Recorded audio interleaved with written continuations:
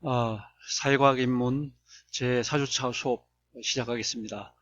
이번 시간에는 사회과학의 성립 과정 세 번째, 지난주 16세기에 이어서 19세기의 사회적 변화와 사회과학의 등장 과정입니다.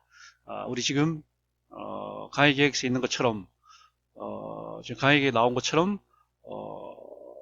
지금 그 사회과학의 성립 과정 오늘 세 번째 주니까 4주, 5주 이렇게 하면 다 끝나게 됩니다. 지난 시간에 우리가 이제 16세기 이후로 했으니까 오늘은 19세기를 하게 됩니다.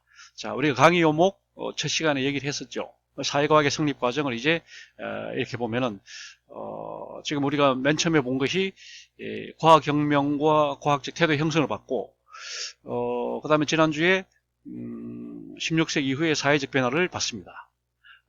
그 다음에 이번 주에는 이제 이번 시간에는 19세기의 사회적 변화를 보는 것이고 다음 주에는 사회과학의 전문화 과정 이렇게 보는 것이고 그 다음에 이제 현대의 사회과학 그래서 각 사회과학 영역별로 이제 주요 핵심 개념과 이론들을 공부하는 식으로 이렇게 구성이 됩니다. 그 다음에 사회과학의 학문적 의미를 보겠습니다. 우리가 지금 사회과학의 학문적 의미를 지금 공부하고 있잖아요. 사회과학의 성립 과정, 우리가 첫 주에 과학혁명과 과학적 태도 형성을 공부를 했고, 오늘은 16세기 이후의 사회적 변화를 지난주에 봤고, 오늘은 이제 여기 나와 있는 것처럼 19세기의 사회적 변화와 사회과학의 등장에 대해서 이제 공부를 하는 것입니다. 대략 이제 주요 아이템들 한번 보면은 첫 번째가 이제 구질서의 붕괴와 새로운 용어의 등장. 예를 들면 계급이나 자본주의, 민주주의, 대중 이런 새로운 용어의 등장, 그런 용어들이 등장한 거. 그 다음에 급격한 인구 증가, 그 다음에 도시화, 그 다음에 재산 소유 형태의 변화, 다양한 유가증권의 등장, 기계화와 소외, 그 다음에 진화론적 사회관, 실증주의적 경향 이렇게 나눠서 공부를 하도록 하겠습니다. 자, 그럼 다시 한번 정리를 해보면 지금 우리가 공부해야 할 것이 지금 7가지잖아요. 자, 먼저 구질서의 붕괴, 새로운 용어 중에 이제 계급, 자본주의, 민주주의, 대중 요 4가지. 그 다음에 급격한 인구 증가 현상, 그리고 도시화 현상. 그 다음에 네 번째는 재산 소유 형태의 다양화. 다시 말하면 불안 시대가 열리면서 태환 시대에서 이제 불안 시대로 전환이 되면서 다양한 유가 증권이 등장했다는 거. 요거를 이제 우리가 보는 것이고, 그 다음에 기계화와 소외에 대해서, 그 다음에 이제 진화론적 사회관, 다윈의 진화론적 사회관이 허버트 스펜서를 통해서 영국 사회학 형성에 어떤 영향을 줬고, 그게 오늘날 또 미국으로 건너가서 기능주의 사회학에 또 어떤 연관성을 갖는지 그걸 이제 한번 보는 것이고, 마지막 7번째가 이제 실증주의적 경향, 이렇게 나눠서 공부를 하도록 하겠습니다. 자, 먼저 19세기의 사회적 변화 첫 번째는 2가지. 먼저 구질서의 종언과 근대의 서막이다 이렇게 이제 얘기할 수 있는데, 지금 이제 16세기부터 시작해서 뭐 르네상스, 우리가 말하는 종교개혁 이렇게 해서 이미 이제 근대의 문이 열리긴 했지만, 근대가 완전히 이제 열린 것이 바로 19세기이다 이렇게. 다시 말하면 프랑스 대혁명의 1789년 프랑스 대혁명으로 완전히 이제 중세가 끝나고 이제 근대로 들어가는 대계기가 바로 프랑스 대혁명인 것입니다. 1789년. 첫 시간에 얘기했듯이 시대 구분점에 있어서 프랑스 대혁명 1789년은 대단히 중요하다. 다시 말하면 이제 중세가 끝나는 시기고, 다시 말하면 이제 근대가 또 시작되는 시기고, 바로 프랑스 대혁명 이렇게 해요. 프랑스 대혁명은 물론 그 전에 이제 미국 독립혁명이 큰 영향을 줬죠. 1776년 미국 독립혁명이 큰 영향을 줬고, 그 다음에 이제 미국 독립이 왜 혁명이냐, 여기에 대해서는 지난번 얘기한 바가 있습니다. 뭐 대통령 중심제라고 하는 전혀 새로운 정치 제도가 생겨났고, 그 다음에 세계 최초의 이민국가였고, 제대로 된 연방제고, 이런 전혀 새로운 형태의 국가가 이제 지구상에 등장했기 때문에 우리는 미국의 독립을 단순한 미국 역사에서 어떤 사건으로 보지 않고 하나의 혁명으로 보는 거예요. 혁명으로. 그래서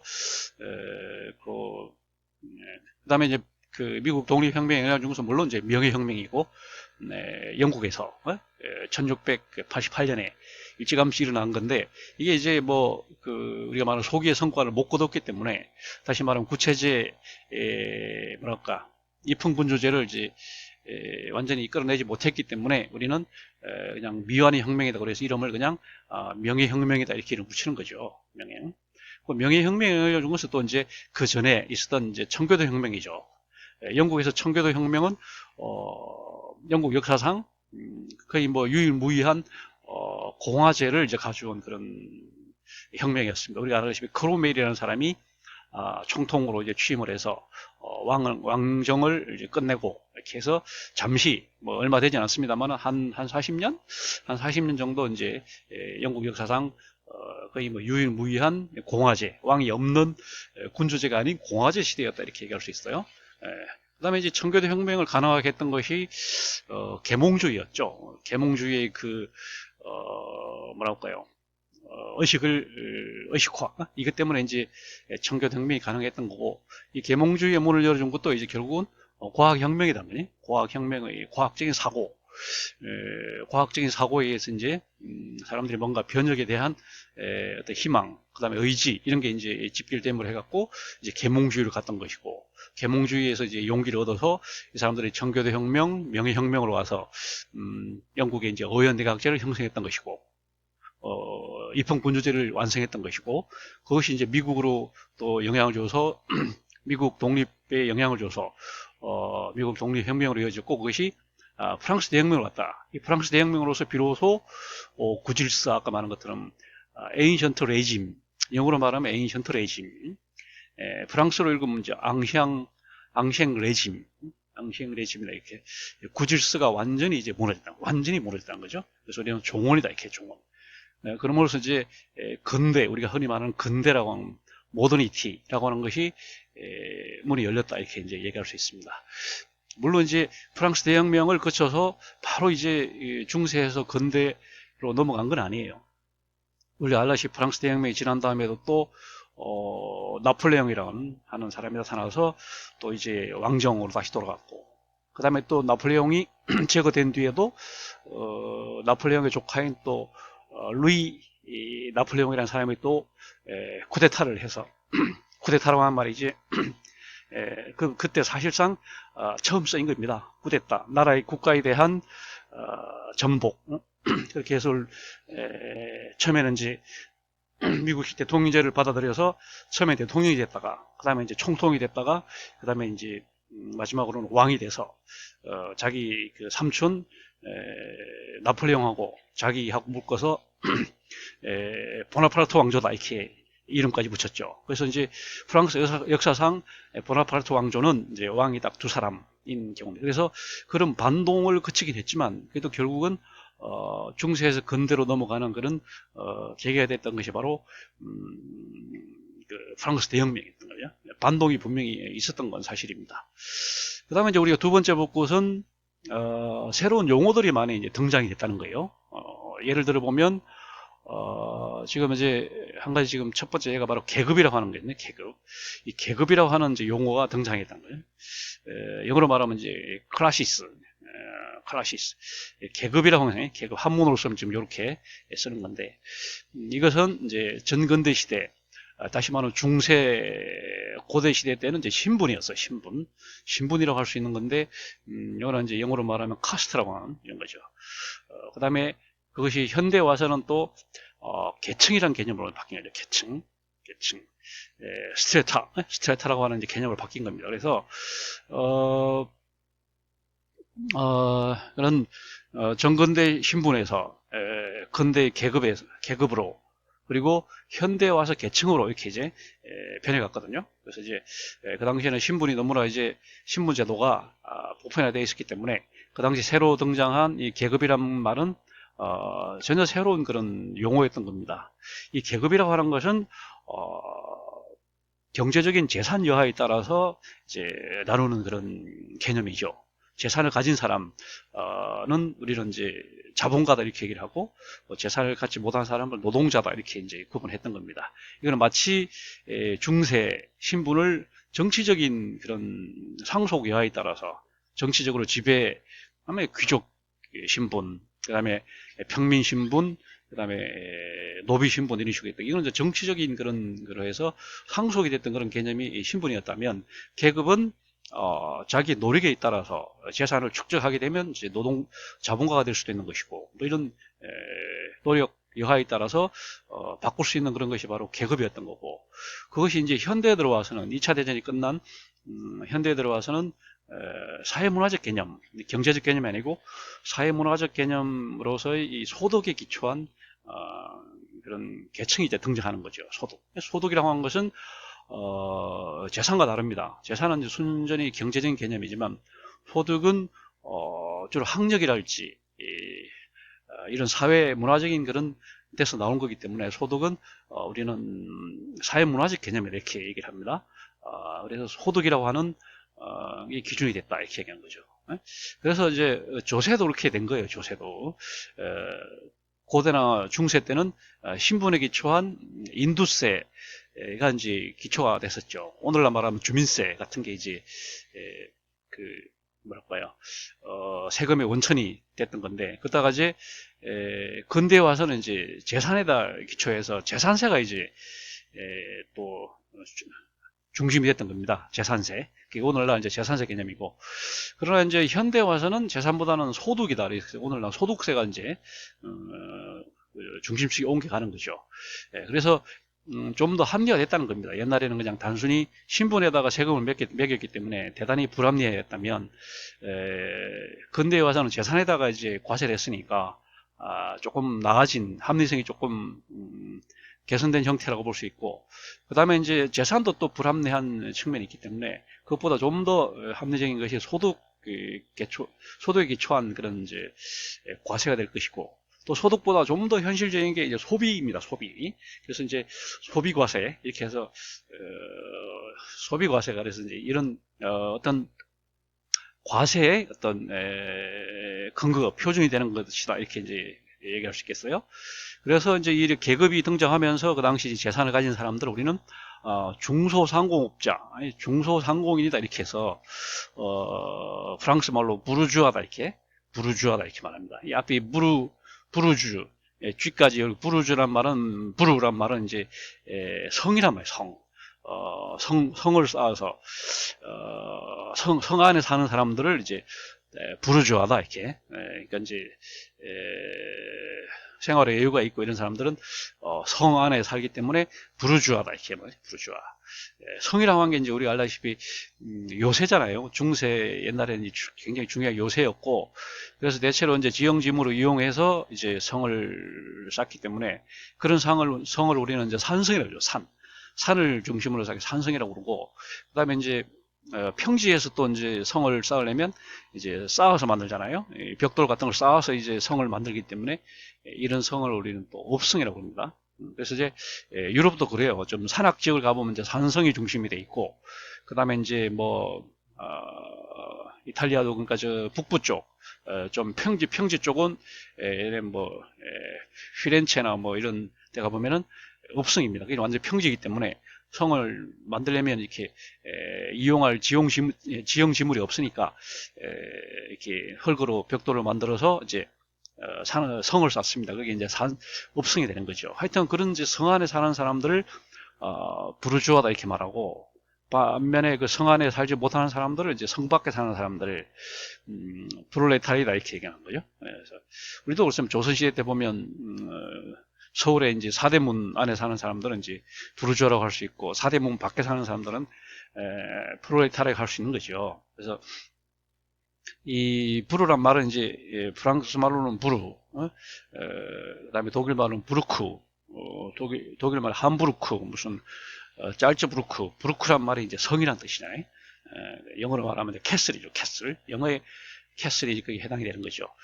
아무튼, 그래서 중소상공인과 노동자를 처음에는 이제 양분이 됐는데, 그러나 이제 좀 산업혁명이 이제 진행이 되면서 좀 더 세분화됩니다. 우리 말하는 이제 중간계급이 많이 등장해요. 중간계급이 등장을 해서, 그래서 그걸 우리는 뻗디다. 프랑스 말로 이제 뻗디, 작은, 작다. 영어로 말하면 패티. 영어로 말하면 뻗디. 그러니까 이거는 이제 중간계급이죠. 중간계급. 그러니까 노동자의 속성과 자본가의 속성을 동시에 가지고 있는 사람들을 뻗디 부르주아다. 뻗디 부르주아다 이 말합니다. 요즘으로 말하자면 자영업자죠. 무슨 뭐 세탁소 하는 사람들. 세탁소를 자기가 이제 자기 자본을 투하한다는 점에서는 이제 자본가죠. 그러나 자기가 직접 다림질을 한다는 점에서는 또 노동자죠. 이런 사람들이 전형적인 이제 중간 계급이 되는 거예요. 공무원들, 그다음에 농민, 가정주부, 뭐 이런 사람들은 그다음에 뭐 군인들, 대학생들, 뭐 이런 사람들이 다 뿌띠 부르주아 해야 되는 거죠. 근데 이제 이게 시간이 지날수록 이게 점점 더 이제 세분화되고 이렇게 해서는 계급으로는 포괄할 수 없겠다 이렇게 해서 이제 현대에 들어와서는 계층 개념으로 간다고 그랬잖아요. 계층, 소득으로. 재산보다는 소득으로 나누는 게 훨씬 더 합리적이다 이런 식으로 해서 있습니다. 그 다음에 19세기 사회적 변화 두 번째입니다. 두 번째는 역시 자본주의라고 하는 신조어, 새로운 그 용어예요. 자본주의라는 건 지난 시간에 한번 빈 얘기를 했습니다만은 자본이 중심이 되는 주의입니다. 자본. 다시 말하면 중소상공업자들의 어떤 자본이 중심이 되는 주의다. 다시 말하면 그 전에 이제 중세 때는 이제 봉건주의라는 것을 나누어서 세운다. 봉건. 그러니까 한 나라를 잘게 쪼개서 이제 그 장원이라고 하는 것을 만들어서 그 장원에다가 장원 단위에 이제 영주가 있고 귀족이 있고 평민이 있고 노비가 있고 이런 식으로 해서 그 장원 하나가 자급자족하는 공동체, 길드 같은 그런 형태를 이루고 있는 것을 우리는 봉건주의라고 합니다. 그래서 중세를 우리는 특징 짓는 것이 이런 것이다. 장원을 기초로 한 봉건주의다 이렇게 말한다면 근대에 들어와서는 이제 그런 잘게 쪼개진 이제 장원을 하나로 묶어내는 게 이제 쉽게 말하면 이제 상권을 그다음에 이제 시장을 넓게 전국적인 토대 시장으로 이제 만들어가는 거기서 이제 중요한 것은 역시 돈이었잖아요. 이제 그 자본을 가진 사람들 그래서 중소상공업자들이 이제 주도한 그런 이념이 바로 자본주의다 이렇게 말합니다. 그래서 자본주의 단계를 우리가 말할 때 처음에 이제 유럽도 마찬가지고 우리도 마찬가지고 유럽의 경우를 보면 본격적인 산업화가 되기 전에 돈이 필요하잖아요. 예를 들면 공장을 짓고 대규모 이제 대량 생산 시설을 갖추기 전에 일단 그 자본이 필요하잖아요. 그런 것을 우리는 시원적 축적이라고 합니다. 시원적 축적 이렇게 한문으로 쓰면 이렇게 되고 영어로 하면 이제 primitive accumulation 시원적 축적을 하기 위해서는 이제 돈이 필요하니까 이 단계를 우리는 상업 자본주의다 이렇게 말합니다. 커머셜 캐피탈리즘이나 상업 자본주의 이렇게 얘기해요. 그러니까 이거는 이제 초창기에 이제 그 실크로드를 통해서 그 당시에 이제 물물 교육을 통해서 유럽에서 초창기 때 이제 이렇게 해서 사람들이 실크로드를 통해서 돈을 벌었잖아요. 그 돈을 번 사람들이 이제 그 돈을 축적해갖고 장차 다가올 산업혁명에 대규모 자본을 이제 축적해 놓는다. 네? 그래서 시원적 축적이라는 말을 쓰고 상업 자본주의라는 말을 씁니다. 우리나라도 마찬가지잖아요. 해방 직후에 미국에서 들어왔던 원조 물자들 흔히 말하는 300산업이라고 그러죠. 밀가루와 설탕과 그다음에 면화, 옷, 면화 제품 이런 것들을 처음에는 이제 단순 판매만 했잖아요. 제일 모직 제일 제당 여기 이런 데서 이제 단순 판매만 했어요. 그래갖고 이제 처음에는 돈을 모았던 겁니다. 그런 단계를 우리는 상업 자본주의라고 부르고 그러다가 이제 산업혁명을 전하면서 본격적인 산업, 다시 말하면 공업, 제조업, 인더스트리란 말이 우리는 이제 공업, 산업 이렇게 말하지만 우리는 대체로 산업혁명이다 이게 공업혁명이다 안 하고 되게 산업혁명이다 이렇게 얘기를 하죠. 그래서 산업 자본주의, 본격적인 이제 대규모 대량 생산 체제로 들어가는 거. 우리는 그래서 이것을 산업 자본주의 단계다, 인더스트리얼 단계다 이렇게 말합니다. 그다음에 이제 산업혁명이 좀 더 이제 진전될수록 이제 독점 기업들이 등장하잖아요. 그러니까 뭐랄까 독과점 형태가 많이 나타나게 되는 겁니다. 그래서 우리는 그거를 독점 자본주의다, 모노폴리, 독점이라는 것은 말 그대로 혼자 이제 차지하는 모노폴리 자본주의 형태가 등장하는 거고, 그러다가 이제 좀 더 개편되면서 이제 불안 시대로 들어가면서 금융이 굉장히 이제 중요해지거든요. 금융, 돈. 본래는 금융과 이제 실물은 사실은 동전의 양면처럼 같이 가야 되는 거지만 그렇지가 못하고 이게 이제 따로 유리되면서 불안 시대가 오면서 태환 시대를 지나고 불안 시대로 넘어오면서 이제 금융 자본주의 시대가 열립니다. 그래서 이제 이런 금융을 통한 여러 기업들의 뭐랄까요, 선단식 경영 뭐 이런 게 가능했던 거죠. 이런 것을 우리는 금융 자본주의라고 합니다. 그러다가 이제 전 세계적으로 국내 주주들을 끌어모으고 투자자들을 모아서 펀드를 만들고 뭐 전환사채를 만들고 주식을 전환하고 이렇게 해갖고 이제 그게 기업이 되다 보니까 이제 오늘날 자본주의를 우리는 주주 자본주의다, 스톡홀더 자본주의다 이렇게 얘기를 합니다. 그래서 대체로 이런 단계를 거쳤다는 거죠. 대체로 한 뭐 5단계를 거쳤다 이렇게 말씀드리고, 유럽에서 이제 그런 과정을 거쳤고 우리나라도 마찬가지입니다. 처음에는 아까 말한 것처럼 제일제당, 제일모직 같은 이런 상업 자본주의가 있었고, 그다음에 삼성전자 같은 이런 이제 산업 자본주의가 있었고, 그다음에 삼성그룹 같은 이런 또 독점 자본주의가 있었고, 그다음에 삼성생명 무슨 이런 삼성증권 뭐 이런 걸 통해서 이제 금융을 통해서 산업을 지배하는 또 금융 자본주의 시대가 있었고, 지금은 주식 공개를 통해서 전 세계 주주를 끌어모아서 이제 운영하는 방식, 그게 이제 뭐랄까 월드 기업 뭐 이런 식으로 가는 것이 주주 자본주의 이렇게 말합니다. 우리가 또 자본주의를 얘기할 때는 또 생산 양식이다 이런 말합니다. 생산 양식이란 말은 지금 한문으로 쓰면은 생산이 이루어지는 방식이죠. 영어로 하면 mode of production, 어떤 식으로 생산이 되는지 이거죠. 다시 말하면 이제 전근대는 농업이었다면 이제 근대에 들어와서는 공업으로 이렇게 바뀌었던 거죠. 그래서 이런 생산 양식을 이제 우리는 특징 짓는 것을 이제 자본주의다 이렇게 말하는 건데, 이런 생산 양식을 다시 말하면 시대적으로 한번 구분해 보면 원시 시대 때는 공산주의였습니다. 원시 시대 때는 이제 공동 생산, 공동 분배, 공동 소유 뭐 이런 식으로 하는 형태였기 때문에 우리는 원시, 고대 제국, 뭐 로마 제국 같은 이런 고대 대제국이 시작이 돼 이전 시기를 우리는 원시 시대라고 그러는데, 뭐 청동기 시대, 뭐 신석기 시대 이제는 이제 우리 원시 시대라고 그러는데, 이 원시 시대 때는 공산주의였어요. 우리 말하는 커뮤니즘, 같이 생산하고 공동 생산, 공동 소유, 공동 소비 뭐 이런 형태. 그러다가 이제 고대에 들어와 다시 말하면 철기 문명이 시작이 되면서 이제 대량 살상이 가능하잖아요. 그다음에 대량 생산이, 농산물의 대량 생산이 가능해지니까 전쟁이 이제 빈번하는 거죠. 대량 살상이 가능하니까 막 전쟁이 나는 거고, 그다음에 이제 철기를 이용해서 이제 대량 생산이 가능하니까 서로 약탈하려고 하다 보니까 전쟁이 막 빈번하고, 전쟁이 나다 보니까 이제 신분제가 생기는 겁니다.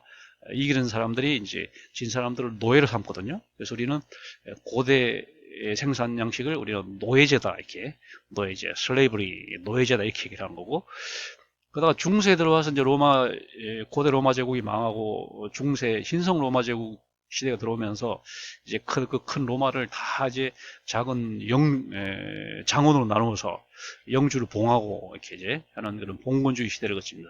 그래서 이 봉건주의도 하나의 생산 양식이 됩니다. 작업자족, 작업자족. 오로지 그 장원 안에서 작업자족이 되는, 우리가 말하는 오타키 시스템이다, 또는 아오타키다, 오타키다, 뭐 이렇게 얘기를 합니다만은, 하여튼 작업자족 체제가 우리는 봉건주의를 하는 거고, 그러다가 이제 그 자본주의로 넘어온 거잖아요. 자본주의를 넘어옵니다. 이 자본주의가 이제 망하면 이제 사회주의가 열린다. 사회주의, 소셜리즘이 열린다. 사회주의 열려갖고 이제 국가 중심의 그런 사회가 되다가 그 다음에 이제 맨 마지막에 다시 공산주의로 돌아간다. 계급 지배가 없는 모든 사람들이 평등한 원시 공동체, 원시 공산주의를 다시 돌아간다. 이런 식으로 해서 얘기하는 것이 생산 양식론입니다. 생산 양식론. 근데 이 생산 양식을 일정 짓는 것은 생산력과 생산 관계다 이렇게 두 가지로 분석이 된다. 생산력, 얼마나 생산력이 왕성하냐. 그 다음에 생산 관계는 뭐예요? 얼마나 정당성이 있냐. 그러니까 사용자와 노동자 사이의 관계가 얼마나 원만하냐, 아니면 적대적이냐, 뭐 이런 거기 때문에 그걸 이제 우리는 생산력과 생산 관계라고 그럽니다. 그래서 우리가 이제 자본주의를 얘기할 때 이 두 가지가 서로 모순 관계에 있다는 거예요. 자본주의는 생산력은 대단히 왕성한데 다시 말하면 축적에는 굉장히 이상적인 형태가 자본주의지만 그러나 생산 관계에 들어가면은 빈부격차가 너무 크고 점점 심해지고 그런 것들이 점점 악화되고 뭐 이런 것들이기 때문에 자본주의 체제는 정당성 대단히 취약하다. 생산력과 축적은 대단히 유리한데 적대적인 생산 관계 때문에 정당성은 대단히 취약하다. 그래서 우리 자본주의는 항상 위기 상태에 있다. 모순 관계에 있다. 서로 상호 모순 관계에 있다. 이렇게 해서 우리 이거를 이제 전반적 위기론, 전반적 위기론. 그래서 그게 자본주의의 편이 되는 겁니다. 이 내용들은 여러분들이 나중에 이제 저 경제학 시간에 들어가 다시 공부를 할 거고, 우리 주 교재에서 보면은 제3부 제1장이 개당이 됩니다. 제3부 제1장이 이제 자본주의와 시장경제 이해 이렇게 해가지고 자본주의 사회의 생성과 발전 과정, 그 다음에 자본주의를 어떻게 이해할 것인가, 그 다음에 시장경제 이해 이렇게 해서 공부를 해요. 우리 책으로 보면 이제 130페이지부터 한 160페이지 좀 분량이 많은데 그 내용들을 한번 여러분들이 미리 한번 쭉 읽어보면 도움이 될 겁니다. 그 다음에 19세기의 사회적 변화 세 번째로 지금 한 세 가지 정도로 열거를 했어요. 이것도 이제 새로운 그 용어, 세 번째가 민주주의라고 하는 말이에요. 그 다음 네 번째가 대중이라고 하는 거예요. 이 두 가지를 한번 보겠습니다. 민주주의라고 하는 말은 이제 우리가 오늘날 너무 많이 쓰는 말이긴 하지만 이 말이 사실 그 당시에 사실은 어떻게 보면 신조어라고 할 정도로 그 당시에 등장했던 거고, 이 데모크라시란 말은 영어로 데모크라시, 이거는 그 히라버 그리스의 데모크라티아에서 나온 거예요. 데모크라티아. 데모크라티는 데모스와 이제 크라티아의 합성어다. 데모스와 크라티아의 합성어라는 거예요. 데모스란 말이 이제 다중, 많은 사람들 그 말이고, 크라티아는 그 제도란 말이니까 우리말로 하면 다중 지배 제도다. 1인 지배가 아니라 다중 지배 제도가 바로 민주주의다 이렇게 말해요. 다시 말하면 백성이 주인이 되는, 군주 한 사람이 아니라 백성이 주인이 되는 그런 주의가 바로 민주주의라는 거죠. 그러니까 이제 다중 지배 체제다 이렇게 얘기할 수 있는 거고, 그걸 영어로 쓰면 이제 폴리아키다 이렇게 말할 수 있어요. 폴리아키, 여러 사람들 폴리, 다중이 지배한 아키, 제도, 폴리아키라고 이제 얘기할 수 있어요. 우리가 이제 아키라고 하는 게 제도잖아요. 아키. 그러니까 이제 1인 지배 체제들은 모나키, 모노아키. 이게 1인 지배 체제. 그러니까 왕정을 우리는 모노아키, 모나키라고 그러잖아요. 그렇게 말하고. 그 다음에 이제 소수가 지배하는 귀족정을 우리는 올리가키, 올리고 아키. 소수가 지배하는 거 올리가키. 그 다음에 이제 다수 지배는 폴리아키. 이런 식으로 뭐라고 합성어? 합성어? 파생을 하고 뭐 할 수 있겠죠. 하여튼 그래서 민주주의는 이제 영어식으로 표현하면 폴리아키와 이제 부합한다. 다시 말하면 이제 고대 전제군주 시대는 모노아키, 그다음에 중세 귀족 체제는 올리가키, 그다음에 근대 민주주의는 폴리아키에 해당이 된다. 이런 식으로 3단계론으로 이제 얘기할 수 있어요. 이게 다시 말하면 이제 플루럴리즘이라고 하는 미국식 다원주의,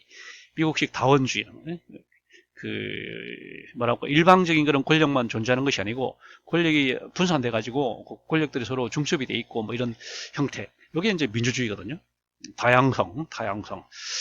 권력원도 이제 다양하다는 거죠. 오로지 정치적 권력만 있는 것이 아니고 경제 권력, 뭐 문화 권력, 여러 권력들이 공존하는 형태가 이렇게 얘기할 수 있겠어요. 그 민주주의란 말은 그냥 사실은 앞에 대의란 말을 붙여야 돼요. 대의민주주의. 예? 근데 그냥 우리는 띄고 그냥 민주주의 이렇게. 예? 다시 말하면 민주주의는 제도로 말하면 선거와 동일시돼요. 민주주의냐 아니냐, 선거를 하냐 안 하냐, 이런 식으로 이제 구분하는 겁니다. 예를 들면 이제 우리가 중국을 얘기할 때 중국이 정치적 민주주의냐 아니냐, 이게 뭘 보냐면 중국에 선거가 있냐 이렇게 보는 거죠. 중국에 선거가 없죠. 그리고 미국에 이제 중국에는 정당이 그냥 중국 공산당에 따른 정당이 없잖아요. 그러니까 중국은 중화인민공화국, 자기들이 인민공화국이라고 사실 얘기하지만 민주공화국이라고 얘기를 하지만 사실은 그냥 통상적인 의미의 민주주의는 뭐 맞을지 모르지만 정치적인 의미의 민주주의, 다시 말하면 선거제도는 중국에는 없다 이렇게 얘기할 수 있고, 북한도 마찬가지고, 그다음 베트남도 마찬가지고, 자기들이 다 민주주의라고 이렇게 표방을 하지만 사실상 선거가 전혀 없거나 아니면 유명무실하기 때문에 사실 그런 것은 정치적으로 민주주의라고 할 수가 없다 이렇게 얘기할 수 있는 거죠. 그 다음에 여기서 가장 핵심이 되는 건 보통선거권입니다. 모든 국민들에게 아주 1인 1표, 누구나 일정한 연령에만 이르면 만 20세, 우리는 지금 만 19세죠. 만 19세. 그 다음에 선진국은 만 18세. 더 이게 빠른 데는 만 16세까지 내려와서 일정한 연령에만 이르면 성별, 뭐 재산, 뭐 이런 데 관계없이 누구에게나 선거권을 준다. 이걸 우리는 보통선거권이라고 합니다. 우리가 말하는 선거의 4대 원칙 중에 하나지만, 보통선거, 평등선거, 비밀선거, 직접선거 이렇게 얘기하지만 사실 다른 거 별로 안 중요한 거죠. 보통선거 제일 중요한 겁니다. 난 뭐 직접 비밀이기가 너무 당연한 거고 평등도 너무 다양한 건데, 보통선거 이거 쟁취하기가 굉장히 힘이 들었고, 사실은 2차 대전 이후에서야 비로소 제대로 된 보통선거권이 이제 보급이 됐던 거고요.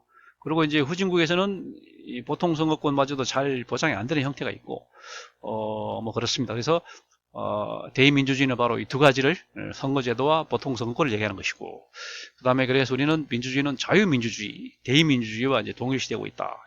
그래서 민주주의라고 하는 이념은 군주제와도 결합이 될 수 있어요. 모나키하고도.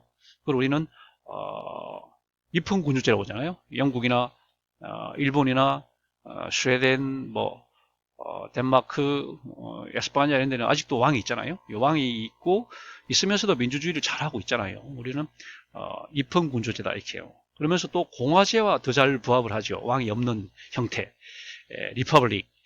미국이나 한국이나 이런 나라는, 독일이나 프랑스나 이런 데는 왕이 없잖아요. 왕이 없는 그런 형태를 우리는 공화제라고 봅니다. 공화제와도 잘 결합이 돼요. 그래서 민주주의는 군주제와 결합이 돼갖고 입헌군주제가 되고, 공화제와 결합이 돼갖고 그 의원내각제 아니면 뭐 대통령 중심제 뭐 이런 식으로 되는 겁니다. 그래서 이건 되게 정치적 제도이기 때문에, 정치적 민주주의는, 선거제도는 대체로 유럽에서는 사회주의와 결합이 돼요. 우리 한국이나 일본이나 미국 이 세 나라는 정치적으로 민주주의고 경제적으로 자본주의죠. 개인의 경제활동에 모든 걸 맡겨놓는 그런 형태이긴 하지만, 유럽의 대부분의 나라들은, 영국이나 프랑스나 독일이나 이탈리아나 이런 뭐 유럽의 대부분의 나라들은 정치적으로 아주 발달한 민주주의 선거제도를 가지고 있고, 그러나 경제적으로는 기본적으로 사회주의거든요. 다시 말하면 국가가 개인의 사회를 보장한다.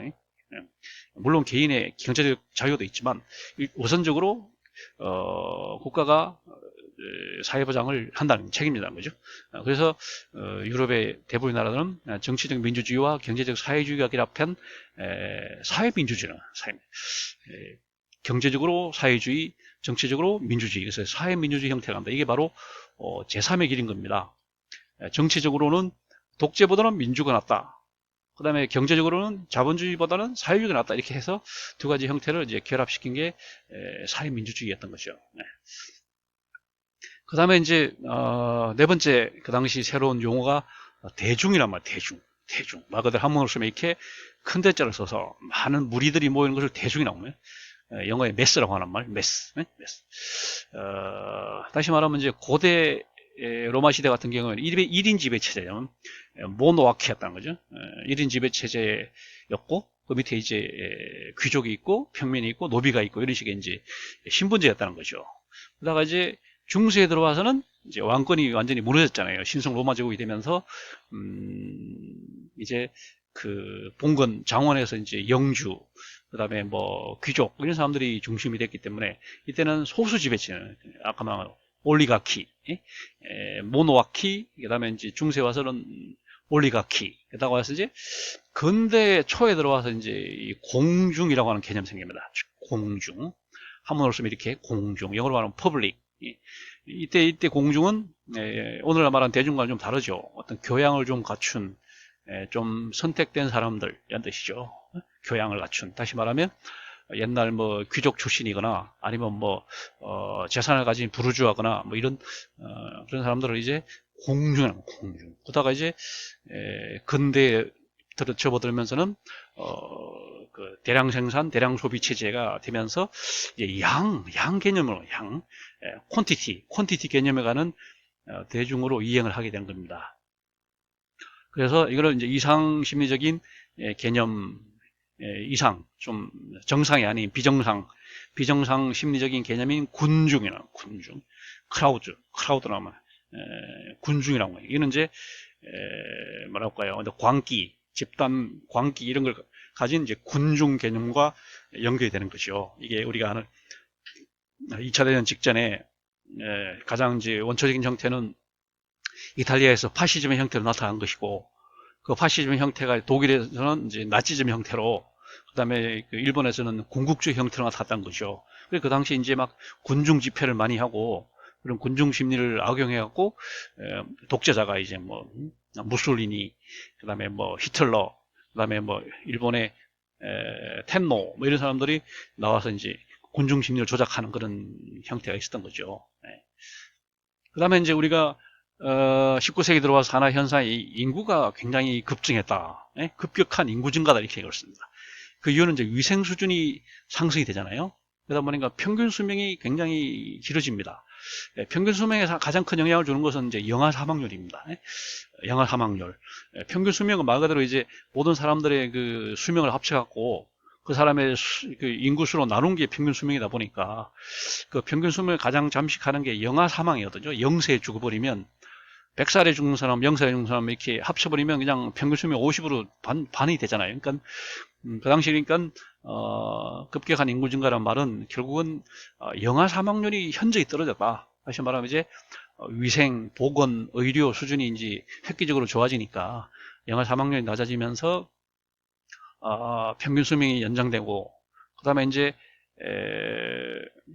사람들은 이제 많아지고, 그러면서 이제 산업혁명이 되니까 농지 잠식이 또 심각하지요. 농지, 그 다음에 임야, 뭐 이런 녹지 이런 거 이제 잠식이 되니까 절대 농지가 이제 부족하게 되니까 그 당시 이제 물론 식량 증산도 하고, 그래서 그 당시 이제 얘기는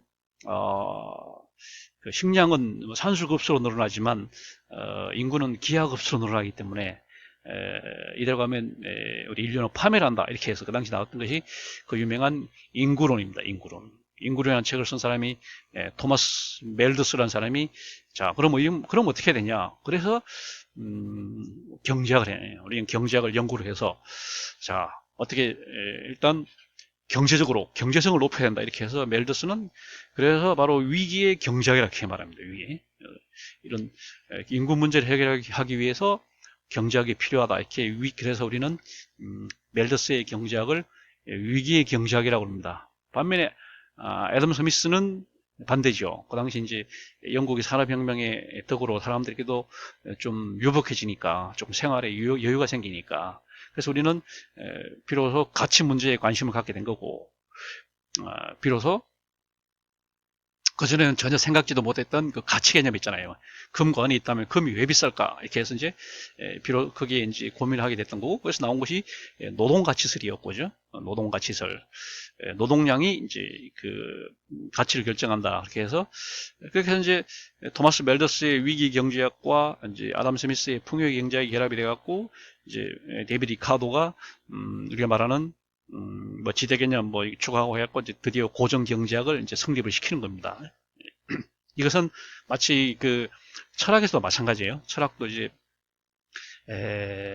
근대 철학이 왜 독일에서 발달했냐? 근대 철학이 왜 독일에서 꽃이 폈냐 이렇게 얘기를 할 때 그 당시 독일의 상황이 너무 안 좋았고 독일은 항상 이제 프랑스와 영국보다 산업화의 산업화도 늦었고 그 다음에 이제 민족 통일도 높고 뭐 이렇게 해갖고 독일은 그 다음에 뭐랄까요 지도를 놓고 보면 항상 그 지도에서 북쪽으로 치우쳐 있기 때문에 그 다음에 토지도 굉장히 척박하고 이다 보니까 굉장히 여러 가지로 그러니까 이제 북쪽으로 치우쳐 있으니까 또 밤이 길고 낮이 짧고 뭐 이러다 보니까 경제 활동하기도 쉽지 않고 농작물도 잘 재배하기도 쉽지 않고 이래서 항상 이제 그다음에 독일 사람들은 자꾸 이제 모여 앉아서 이제 밤에 얘기를 하다 보니까 긴 밤에 얘기를 하다 보니까 관념론 얘기를 하고 그다음에 뭐 역사 옛날에 어떻게 하냐 역사를 중요시하고 하다 보니까 이제 자연스럽게 독일의 근대 철학이 이제 꽃을 피운 거죠. 이거는 독일이 풍요롭지 못했기 때문에 사실은 열악했기 때문에 이제 철학이 나왔다고 이렇게 볼 수 있는 거고 반면에 이제 그리스 옛날에 플라톤, 소크라테스 같은 이런 그리스 철학자들은 그 당시 그리스는 굉장히 풍요로웠으니까 기후도 온화하고 농작물도 이제 풍성하고 이러다 보니까 이 사람들이 자연스럽게 이제 철학으로 넘어갔던 거죠. 그래서 근대 철학과 고전 철학을 비교해 볼 때는 이렇게 위기의 철학, 풍요의 철학 이렇게 나눠볼 수 있는 겁니다. 그 다음에 인구가 이렇게 이제 양적으로도 증가됐지만 사실은 이 사람들이 이제 도시로 몰렸잖아요. 도시로. 그래서 우리는 이거를 도시화다 이렇게 도시화다 이렇게 말합니다. 그래서 양적인 증가도 문제였어요. 아까 말한 것처럼 영아 사망률이 현저히 이제 떨어지고 그다음에 인구 자체가 이제 증가하는 것도 문제였지만 이 사람들이 또 도시로 몰려버리니까 여러 가지 위생 문제랄지 복잡한 그런 도시 문제 다시 말하면 오늘날 이제 사회 문제를 발생시키게 되는 것이죠. 그 다음에 19세기 사회적 변화 네 번째, 지금 도시화 얘기를 조금 더 하면은, 도시화라고 하는 말 지금 나온 것처럼, 농촌에서 도시로, 이제 도시화, 영어로 하면 이제, 얼바니제이션 이렇게 말합니다. 다시 말하면 농촌 해체입니다. 농촌에서 사람들이 이제 도시로 이동하니까, 농촌은 완전히 이제, 해체가 되는 거죠. 공동화가 되고, 다 이제 도시로 모이는 그런 겁니다. 사람들이 도시로 모이다 보니까 도시로 모일 수밖에 없는 건 공업시설들이 다 이제 도시에 있으니까 산업화와 도시화는 결국 같은 겁니다. 경제학적인 측면에서 볼 때는 산업화고 사회학적인 측면에서 볼 때는 도시화죠. 물론 이제 조금 다릅니다. 산업화는 말 그대로 농업에서 1차 산업에서 2차 산업으로 이제 넘어왔다는 그런 의미고 도시화는 그 중심이 농촌에서 도시로 넘어왔다는 거니까 약간 정확히 동의는 아닙니다. 그러나 같은 현상의 다른 측면이라고 볼 수 있어요. 그렇습니다. 그거를 이제 묶을 수 있는 게 근대화죠. 근대화라고 하는 것은 전근대에서 근대로 넘어온 거잖아요. 전근대 다시 말하면 중세에서 이제 근대로 이행하는 그래서 근대화라고 그러니까 근대화는 좀 미학적이고 철학적인 개념이다 이렇게 얘기할 수 있어요. 그러니까 이제 그거를 사회학적으로 말하면 도시화다 이렇게 말할 수 있고 경제학적으로 말하면 산업화다 이렇게 말할 수 있는 거 그렇습니다. 그러니까 사람들이 이제 도시로 모이면서부터 본격적으로 사회화하기 시작이 됐다 이렇게 말할 수 있어요. 다시 말하면 사람들이 도시로 모이게 되니까 비교를 하잖아요. 상대적인 개념입니다. 사람들이 모이게 되다 보면 이제 상대 개념이 생긴 거죠. 그러니까 절대 빈곤 옛날에는 농촌에 살 때는 그냥 절대 빈곤이 문제였지만 사람들이 도시로 모이다 보니까 빈부격차가 생기잖아요. 그래서 이때는 상대적 빈곤, 상대적 박탈감 이런 게 이제 문제였던 거죠. 그 다음에 비교를 하게 되는 거고 사람들이 이제 지리적으로 좁은 지역에 사람들이 많이 밀집하다 보니까 가진 자와 못 가진 자 뭐 이런 것들을 항상 비교를 하게 되는 그런 비교 개념이 등장을 하는 거고 그 다음에 이제 도시화로 인해서 모든 사회 문제가 생겨났다는 거죠. 아까 말한 것처럼 공중위생 문제, 그 다음에 주택 문제, 모든 문제가 빈부격차로 인한 무슨 가정 해체가 나오니까 아동 문제, 특히 그 당시 아동 무슨 노동 문제, 여성 노동 문제, 뭐 노인 문제, 장애인 문제, 모든 문제가 다 이제 도시화와 함께 한다. 그래서 도시화는 이런 도시 문제, 이런 사회 문제를 해결하기 위해서 이제 가치 사회학이 등장했는. 가치 사회학이. 처음에 사회학이 등장할 때는 꽁트가 사회학을 창시할 때는 실증주의 사회학이다. 가치 판단을 배제하고 그냥 현상만 본다. 이런 식으로 이제 정통 사회학이 발전돼 오다가 사회 문제에 직면하게 되니까 더 이상 사회학이 이런 문제를 외면할 수 없다. 이렇게 해서 이제 우리는 뭐랄까 문제 해결을 추구하겠다. 그래서 이제 가치 사회학이 부각이 되는 겁니다. 그래서 영국에서는 사회 정착론 그렇게 해갖고 이제 가치 사회학이 발전해가고 그다음에 독일에서 이제 노사분규 이런 걸 중심으로 해갖고 또 노동사회학 뭐 이런 식으로 또 나가는 거고 이게 이제 미국으로 갖고는 또 사회사업학 또는 사회복지학 이런 식으로 계속 이제 분화되고 발전해 나가는 그런 게 결국 도시화에서 온 것이다 이렇게 얘기할 수 있습니다. 그 다음에 하나가 이제 재산 소유 형태의 변화죠. 우리가 이제 그 재산이라고 하는 게 이제 자본주의로 넘어오면서 결국은 이제 중심이 된 게 재산이었고 재산 형태가 이제 부동산 아니면 동산이잖아요. 부동산은 말 그대로 움직이지 못하는 재산이다. 그래서 영어로는 리얼 에스테이트다 이렇게 말하고 그다음에 동산을 움직이는 재산이라고 해요. 주로 이제 현금과 귀금속, 뭐 골동품 뭐 이렇게 구성이 되는 게 동산이잖아요. 자, 그래서 부동산은 뭐 너무나 당연한 거고 그 토지와 건물 형태잖아요.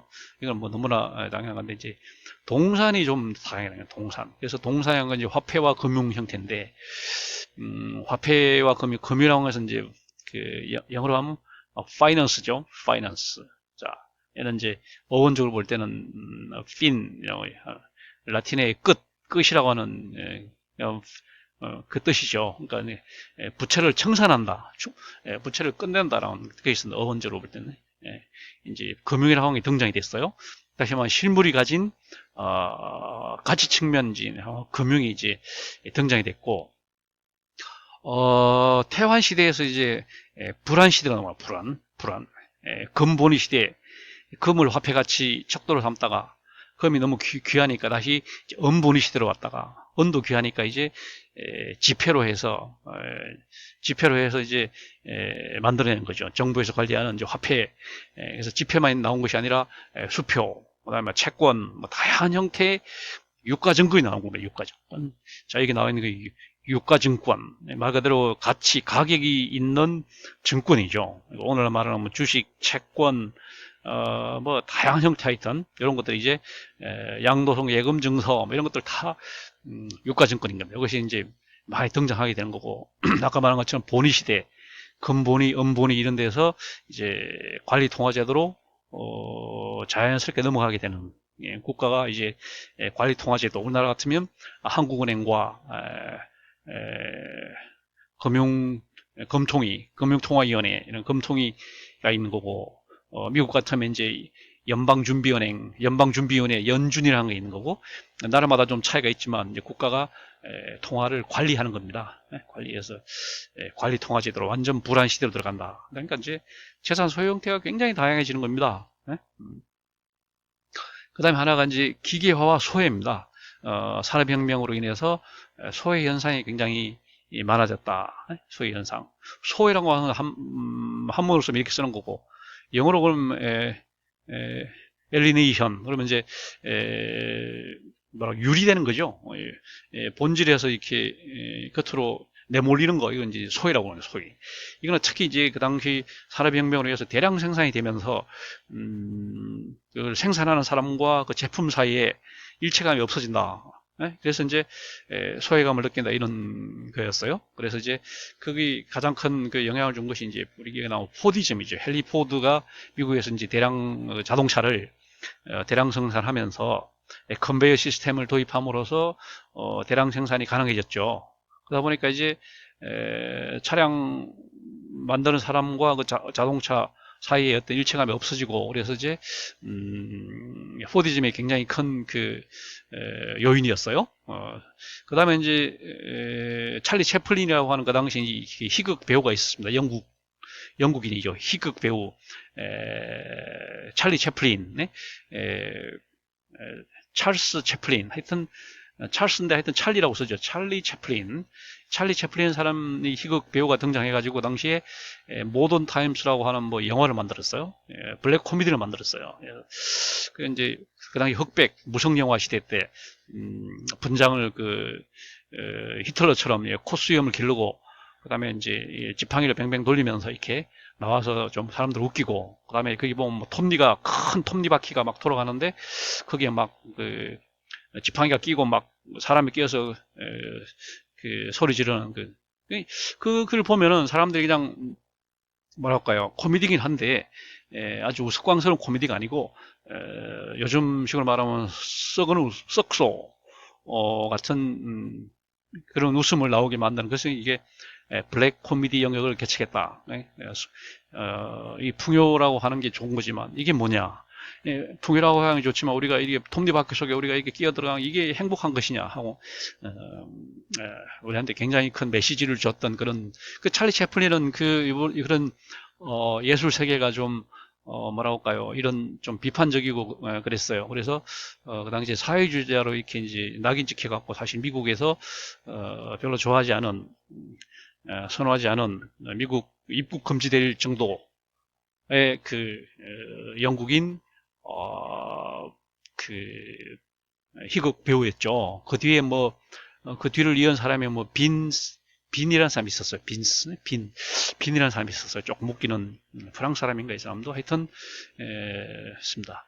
그 다음에 이제 이런 소외 현상 결과에 사람들이 이제 자살이 많아지고 그래서 이제 그 당시 에밀 듀르게임이라고 하는 사람이 자살론이라고 하는 책을 냈잖아요. 에밀 듀르게임은 프랑스 사회학에서 굉장히 유명한 사람이죠. 자살론과 함께 사회의 연대성의 중요성 뭐 이런 것들을 많이 관심을 가졌던 그런 대표적인 사회학자입니다. 그다음에 마지막으로 이제 19세기 사회적 변화의 5번째는 두 가지. 먼저 사회 진화론하고 실증주의만 보면 됩니다. 둘 다 사회학 얘기가 되겠습니다. 아까 뭐 인구론이나 이런 것들은 이제 경제학 얘기가 되겠고 사회 진화론이나 실증주의는 이제 사회학 얘기가 되겠습니다. 뭐 여러 번 얘기합니다만은 사회학이 뭐 프랑스에서 시작이 돼서 프랑스 사회학은 이제 물리학의 영향을 받아서 꽁트가 이제 실증주의 일환으로서 이제 사회학을 창시했던 것이고 독일의 사회학은 이제 관념론의 영향을 받아서 막스 베버와 칼 막스가 이제 사회학을 시작했다면 영국의 사회학은 바로 찰스 다윈의 영향을 받아서 이제 생물학에서 진화론 이런 생물학에서 영향을 받아서 프랑스의 이제 영국에서 이제 사회학이 시작이 됐다 이렇게 말할 수 있어요. 찰스 다윈은 우리가 아는 그 찰스 다윈이 있고 그 아버지가 있잖아요. 그 아버지와 아들까지 이제 양 부자가 사실은 진화론을 같이 연구했던 거죠. 영국에는 보면은 우리가 밀도 있잖아요. 제임스 밀과 존 스튜어트 밀 그 부자, 이 부자가 같이 해서 유명한 우리가 말하는 공리주의 그 철학을 만든 것처럼 이 찰스 다윈의도 그 부자가 진화론에 나오는 걸 했죠. 진화론 말 그대로 evolutionary theory 이렇게 말합니다. 그 유명한 책 The Origin of Species라고 하는 말 그대로 종의 기원이라고 하는 종. 스페시스라고 하는 건 이제 생물에서 이제 생명체를 분류하는 최하 단위가 종이죠. 종. 그게 이제 스페시죠. 스페시. S-P-E-C-Y. 스페시인데 종은 이제 항상 복수로만 쓰죠. 그래서 스페시스 복수.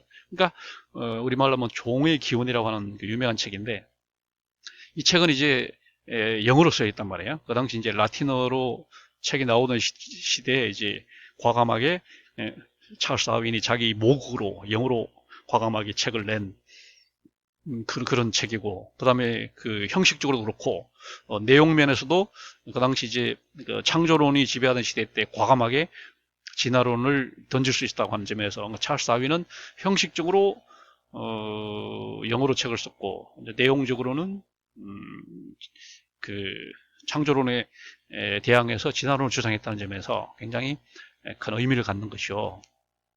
그래서 이런 우리가 알다시피 그 찰스 다윈은 이제 배를 타고 아르헨티나 앞에 있는 칠레 앞에 있는 뭐예요?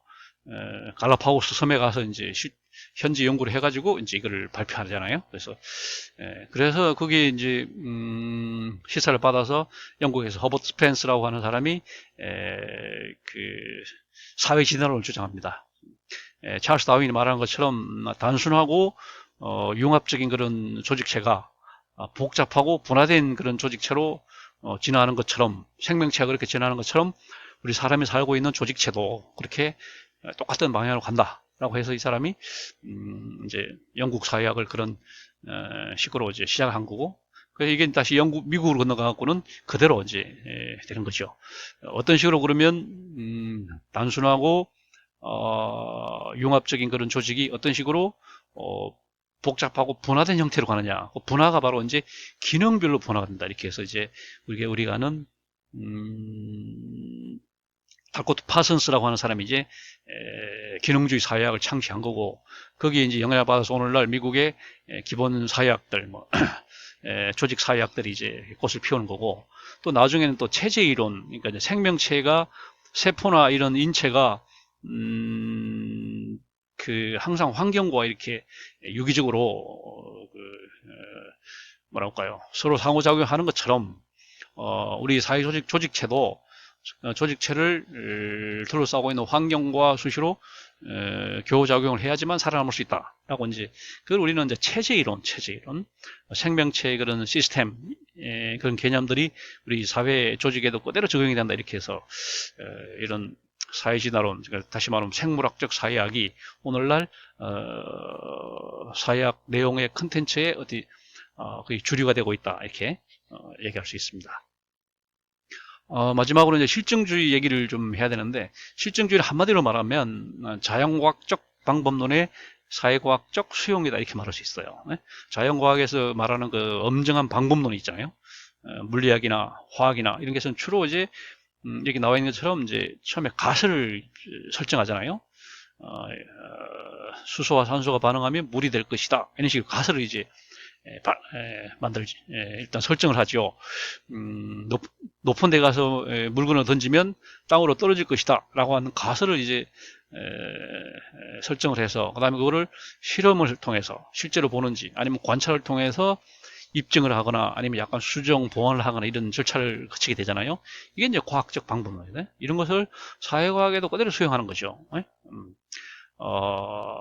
도시 재개발을 하면 부가 공평하게 배분되는 것이 아니라 빈부격차가 심화될 것이다. 이렇게 이제 가설을 세우고, 그 다음에 이제 한 지역을 해서 예를 들면 용산 지역에 재개발 사례를 이제 골라갖고 실제로 이제 한 10년 동안 실정 현지에 가서 이제 설문조사도 하고 다 자료 수집하고 분석하는 거죠. 그래서 결론 내는 겁니다. 역시 제대로, 그러니까 보상은 제대로 안 되면서 거기 입주하는 사람들은 엄청난 그 이익을 보게 되는, 개발 이익을 누리게 되는 그런 빈부격차가 아주 천문학적으로 이렇게 용산 재개발에서 입증이 됐다. 이런 식으로 가는 게, 이런 게 이제 실증주의거든요. 그게 좋다 나쁘다 이런 판단은 그 다음으로 하고, 하여튼 그 현상만 보고, 현상.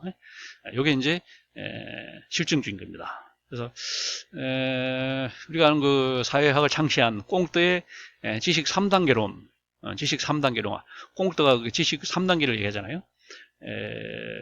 우리가 말하는 그 중세 신학 단계, theology 단계, 그 다음에 중세 말의 형이상학 단계, 형태 이상의 학문을 다루네. 영어로 하면 메타피직스. 피직스가 이제 물리학이잖아요. 피직스, 물리학을 넘어선다는 거지. 물리학을 넘어선다는 거예요. 물리학이 이제 형태를 다루는 학문이니까, 우리가 말 고체 물리학, 유체 물리학, 이 형태를 보잖아요. 그러니까 이제 형태를 다루는 게 이제 물리학이니까, 이거는 메타피직스는 번역하면 형이상학이라고 번역할 수 있어요. 형이상. 그래서 이거를 철학이라는 겁니다. 그러니까 이제 중세 신학 시대에서 근대 초 철학 시대를 거쳐서 이제 본격적인 근대에 와서는 실증주의가 된다. 실증주의. 이게 바로 이제 과학이죠. 과학이죠. 그래서 이런 실증주의 3단계로 가야 된다. 그래서 이 실증주의가 뭐냐? 그래서 한번 사회학이야, 사회학. 그래서 이제 지식 단계는 신학에서 철학에서 사회학으로 간다, 이런 식으로 이제 얘기를 했던 사람이 바로 꽁뜨였잖아요. 꽁뜨. 그래서 이 꽁뜨라는 사람이 이런 실증주의를 제창함으로 해갖고 전통사회학, 꽁뜨가 꽁뜨 이전에 이제 프랑스 사회학이 이제 주로 생시몽이나 프로동이나 이런 사람들의 그 공상적인 그런 형태의 사회학이었는데, 이런 사회학을 이 사람이 이제 이런 실증주로, 다시 말하면 가설, 실험, 입증 이런 식으로 해갖고 굉장히 과학화시켰다, 이런 식으로 얘기를 합니다. 그래서 실증주의란 말이 그래요. 실증주의란 말이 지금 뭐 한문으로 쓰면은 실제로 증거를 찾는 주의인 거죠. 실제로 증거를 찾는다. 다시 말하면 인간의 감각에 의지해서 시각, 청각, 하여튼 이런 감각을 통해서 증거를 보여주는 거죠. 실험을 하든지 아니면 관찰을 하든지, 예?